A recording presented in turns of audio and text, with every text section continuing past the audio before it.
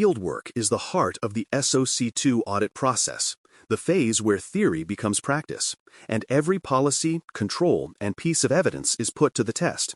It's the period when auditors engage directly with your teams, review artifacts, and validate that controls operated effectively during the reporting period. How you handle this stage determines whether your months of preparation translate into a smooth, confident experience or a chaotic, stressful scramble. The purpose of fieldwork guidance is to ensure that communication, organization, and professionalism drive every interaction. Done well, it minimizes rework, eliminates misunderstandings, and projects an image of operational maturity that resonates with auditors and stakeholders alike. Preparation begins with a pre-fieldwork checklist that leaves nothing to chance. Start by finalizing your evidence repository. Every file, indexed, versioned, and cross-referenced by Control and Trust Services category. Confirm scope boundaries and sampling lists, ensuring both align with your management assertion. Assign clear points of contact for each domain, typically one control owner per area with backups available. Rehearse walkthroughs with participants so they understand not only their process, but also how to articulate it clearly and confidently. A team that enters fieldwork rehearsed and aligned communicates assurance before the first question is asked. Auditor request list management is the engine of a well-run fieldwork phase. Each auditor request should be logged with a due date, responsible owner, and completion status. Use a ticketing or GRC system to track progress so that updates are visible to both compliance leaders and technical contributors. Before submission, confirm that every artifact matches the requested evidence type and audit period. No substitutions or unrelated data. Add context notes to explain what the file contains and where it came from. This practice saves auditors time, clarifies intent, and prevents back-and-forth exchanges that drain schedules and goodwill. Proactive communication is the most important do in fieldwork. Notify auditors immediately if a timeline changes or if a requested artifact requires additional time to retrieve. Clarify ambiguous or unfamiliar requests instead of assuming intent. When partial submissions are possible, deliver what you have to maintain progress rather than waiting for everything to be perfect. Schedule recurring check-in meetings to review open items and confirm alignment. Transparency about progress and challenges fosters trust. Auditors prefer a responsive client over a silent one any day. Equally important are the don'ts that can derail fieldwork. Never overload auditors with unverified or duplicate evidence. It wastes time and creates confusion. Avoid substituting screenshots for logs unless you explain the context and include metadata showing the operating period. Don't alter evidence mid-review. Auditors expect static, time-bound files, not changing artifacts. And never send evidence outside the agreed-upon scope. More is not better. Relevant, verified, and well-organized submissions are the mark of a mature program. Walkthrough preparation is the second half of the readiness equation. Identify who will represent each control and ensure that backups are ready in case someone becomes unavailable. Practice each walkthrough as a mini-story. What the control does, how often it operates, what tools support it, and where evidence resides. Test demonstration systems ahead of time, dashboards, monitoring consoles, or ticketing platforms to avoid technical issues during live sessions. Confirm that timestamps and configuration settings match the audit period so the demonstration aligns perfectly with the evidence presented. During walkthrough sessions, treat the conversation like a guided tour through your control environment.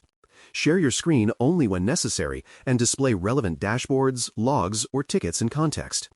Narrate clearly, describing the process in plain language. Auditors are technical, but precision matters more than jargon. Show evidence of operation rather than static configuration. For example, demonstrate that a process ran successfully within the audit period. Answer questions directly and acknowledge when you'll follow up later. Walkthroughs aren't exams. They're collaborative validations that, when handled confidently, reinforce the trustworthiness of your team and systems. Auditors have specific expectations during fieldwork. They look for direct links between control design and execution. Statements like, "We monitor daily," must correspond with time-stamped logs proving those checks. Consistency of terminology matters. Use the same language across tickets, narratives, and interviews. Responsiveness is critical. Unanswered questions raise doubts about readiness. Above all, professionalism in tone, organization, and demeanor sets the tone for the engagement. A composed, well-prepared team signals that your compliance program isn't a one-time effort but an embedded business function. Evidence version control is an often overlooked best practice. Every artifact provided must be static and reflective of the audit period. No modifications after submission. Lock files in your evidence repository so that hashes or timestamps prove immutability. Retain the scripts or export commands used to generate logs so auditors can reproduce or verify them if needed. Track each artifact's metadata, date collected, system source, and control owner in an evidence index.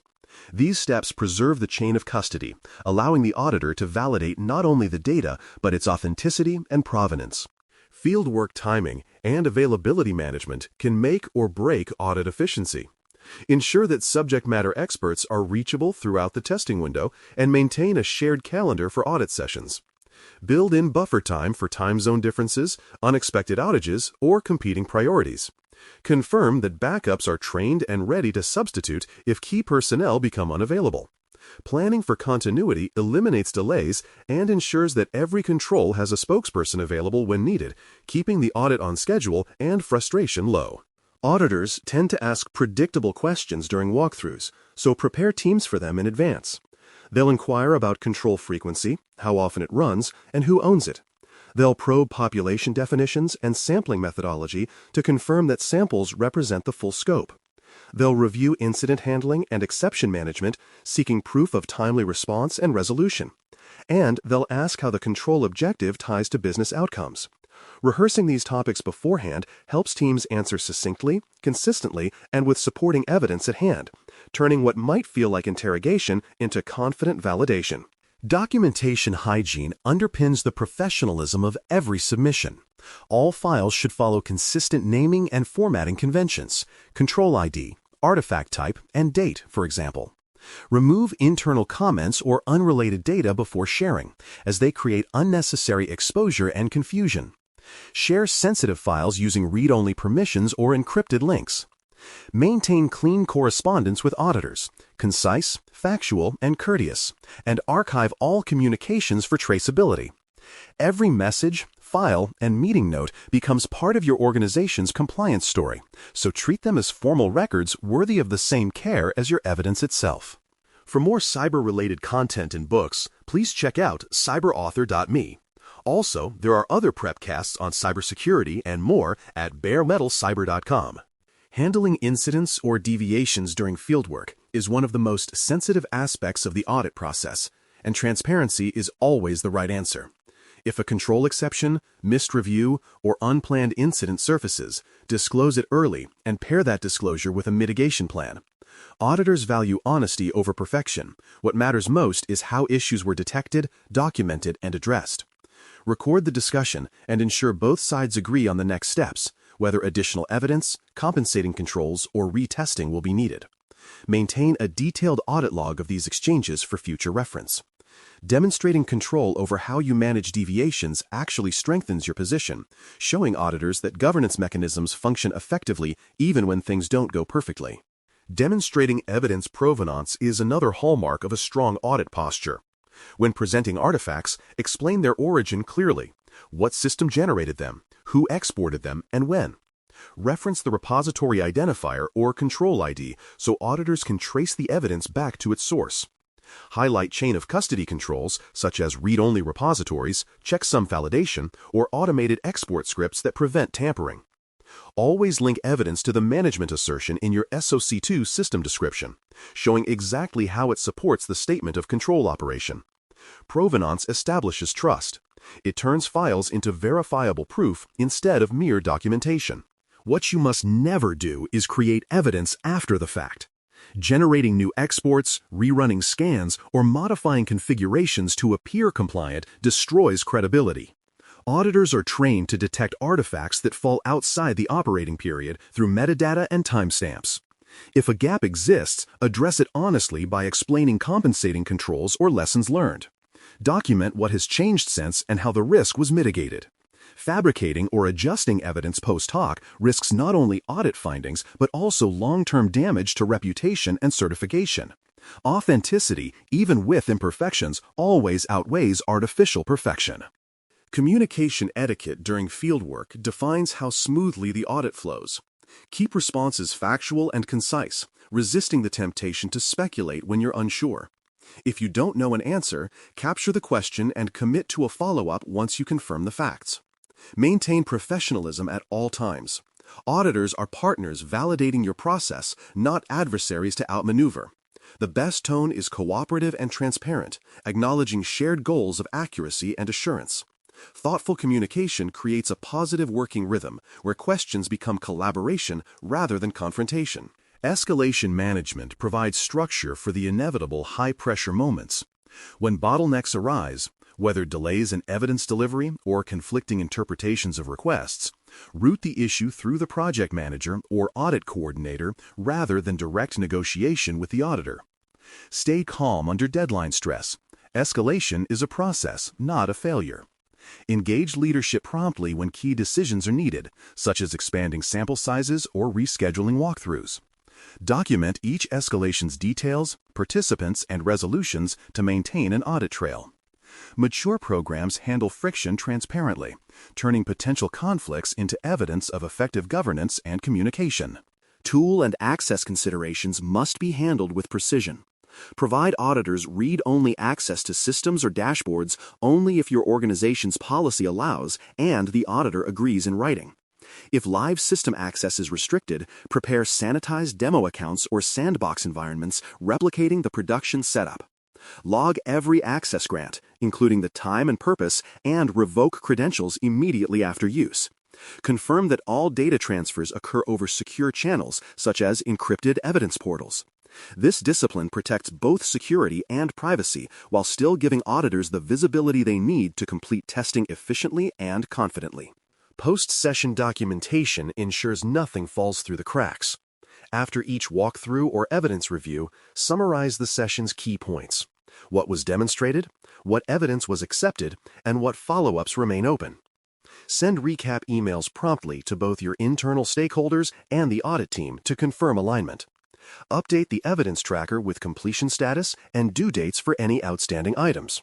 Flag new requests or emerging questions immediately so ownership can be assigned without delay.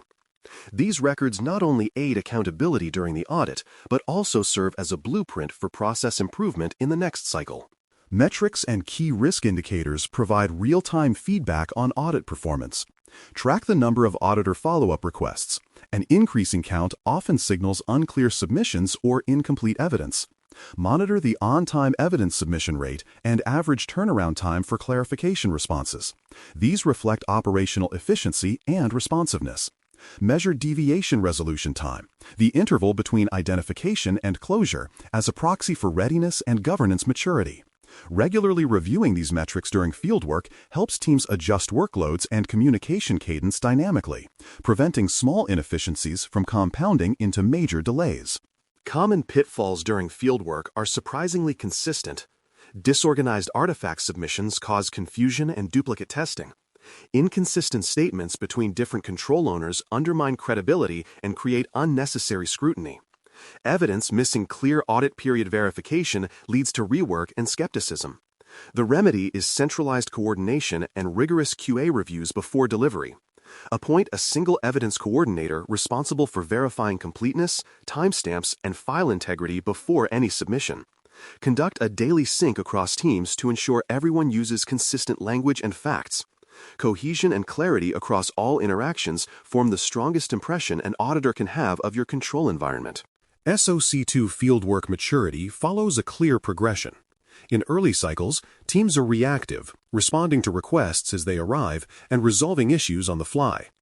As maturity builds, evidence repositories, QA templates, and ownership models standardize submissions, creating structure and predictability. At advanced levels, continuous collaboration with auditors and integrated automation tools eliminate friction entirely, enabling efficient, near real-time assurance. The most mature organizations treat fieldwork as a confirmation of readiness, not a test of endurance. The audit becomes an extension of ongoing operations rather than an annual disruption. Final evidence expectations after fieldwork close should be neatly documented and auditable.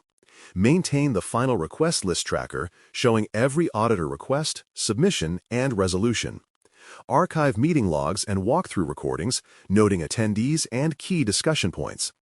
Retain the final evidence set with immutable version stamps, ensuring no post-review modifications. Preserve all correspondence and recap summaries as part of the official record. This final package becomes both the backbone of the auditor's testing file and your organization's historical record of compliance discipline. In conclusion, mastering fieldwork is about more than producing artifacts. It's about demonstrating composure, integrity, and control under examination. The best outcomes stem from thorough preparation, transparent communication, and disciplined documentation. By treating auditors as partners and every interaction as a reflection of operational maturity, your organization transforms the audit from an obligation into an affirmation of trustworthiness. The next episode will continue this trajectory by exploring exception and deviation handling, how to classify, document, and remediate control failures without jeopardizing the integrity of your SOC 2 report.